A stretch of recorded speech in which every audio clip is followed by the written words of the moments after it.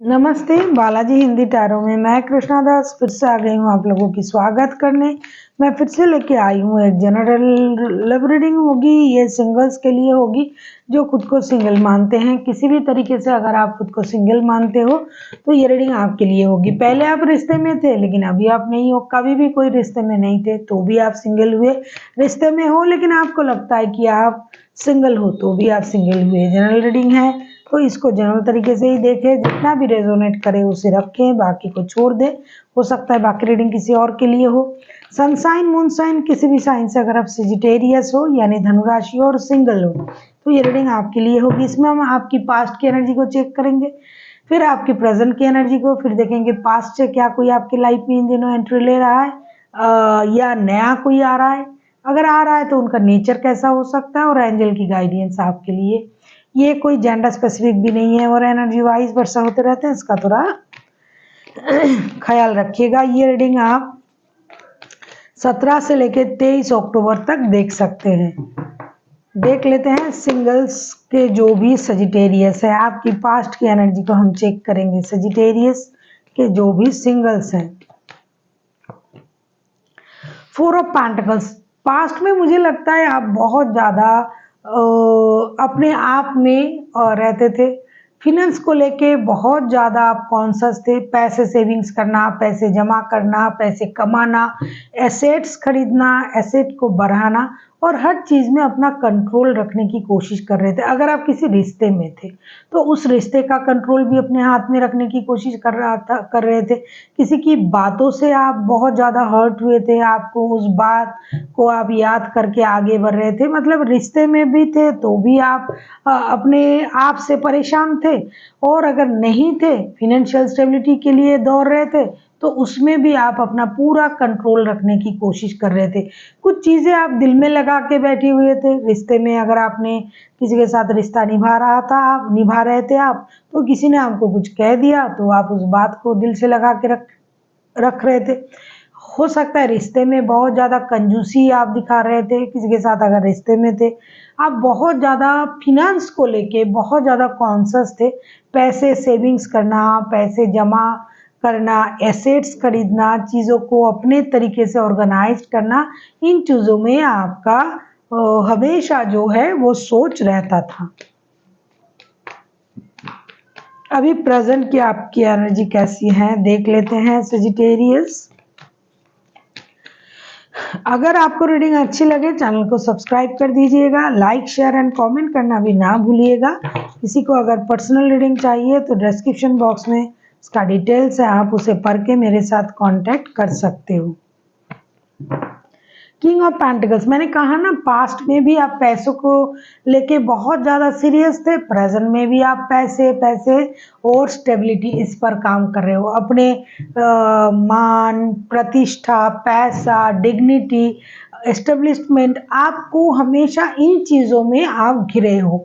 आप सिंगल हो लेकिन आपके जो नेचर है वो हमेशा अपनी स्टेबिलिटी के लिए ही आप देख रहे हो कि मुझे स्टेबल होना है, मुझे और कामयाब होना है, मुझे पैसे बहुत अच्छी तरीके से सेविंग्स करना है, मुझे और ऊंचे पोस्ट पर जाना है, पैसे को संभालना है, एसेट्स बढ़ाना है, इज्जत बढ़ाना है। जैसे कि आपके लिए पैसा ही सब है, पैसों से आप सब कुछ करना चाहते हो। जो भी करना है भाई, पैसे नहीं है तो कुछ नहीं है। हालांकि ऐसा है, कलयुग में पैसा ही सबसे बड़ा भगवान है, पैसा ही सब कुछ है। लेकिन प्यार, ये सब चीज़ों के लिए ना पास्ट में आपके सोच थी ना प्रेजेंट में आप सोच रहे हो। आप पैसे के लिए ही ज़्यादा जो अपना एनर्जी है उसे इन्वेस्ट कर रहे हो।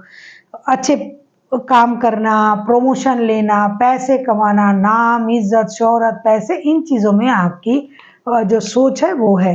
अभी हम देखेंगे अगर आप पास्ट में किसी के साथ कभी रिश्ते में थे तो पास्ट से क्या कोई बंदा या बंदी आपके लाइफ में अभी आ रहा है।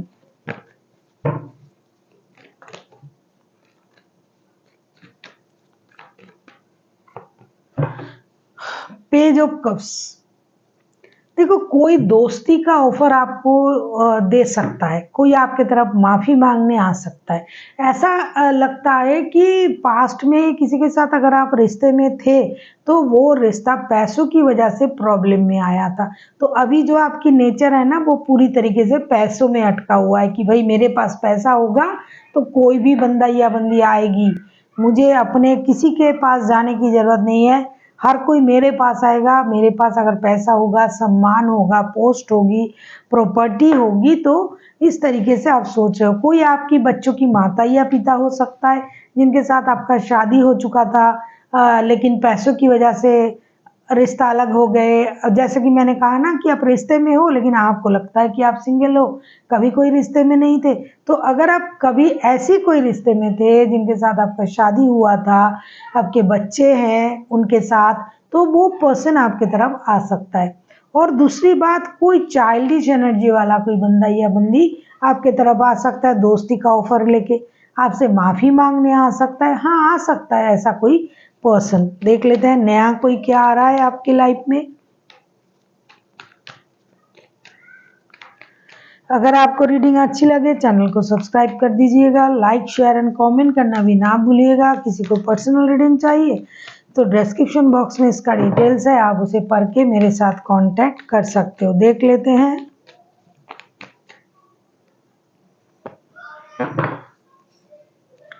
नया वही पर्सन आ रहा है जो पुराने थे, नए ओल्ड वाइन इन नए बॉटल, उस तरीके से आ रहा है। कोई पर्सन जो है जिनके साथ आपका पुराना कोई रिश्ता था लेकिन रिश्ता ख़त्म हो गया था, वो बंदा या बंदी बहुत जल्दबाजी से आपके लाइफ में आ सकता है।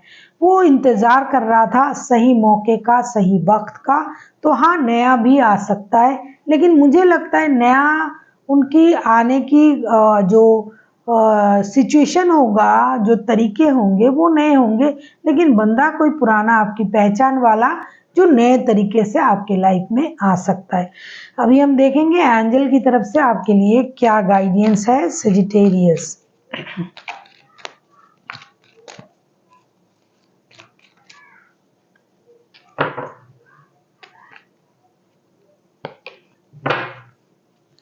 कम्युनिकेट क्लियरली, आपसे ये कहा जा रहा है कि कोई अगर आपके लाइफ में आ रहा है, एंट्री लेने के बारे में सोच रहा है, या फिर आप किसी के साथ रिश्ते में दोबारा जाने के बारे में सोच रहे हो, नए रिश्ते में जाने के बारे में सोच रहे हो, तो जो भी आप सोच रहे हो, जो भी आप बोलना चाहते हो, वो आपको क्लियर तरीके से बोलना है, क्लियर कम्युनिकेशन करना है। क्योंकि अगर आप आधी बात पेट में रखोगे और आधी मुंह में रखोगे, हर कोई तो ये आपको देख के नहीं समझ जाएगा, क्योंकि हर कोई माइंड रीडर नहीं है। तो आपको जो भी बोलना है, जो भी करना है, क्लियर कम्युनिकेशन के साथ ही करना पड़ेगा। So thank you for watching, and फिर मिलते हैं एक नई वीडियो के साथ। तब तक के लिए स्वस्थ रहिए, मस्त रहिए और वीडियो देखते रहिए।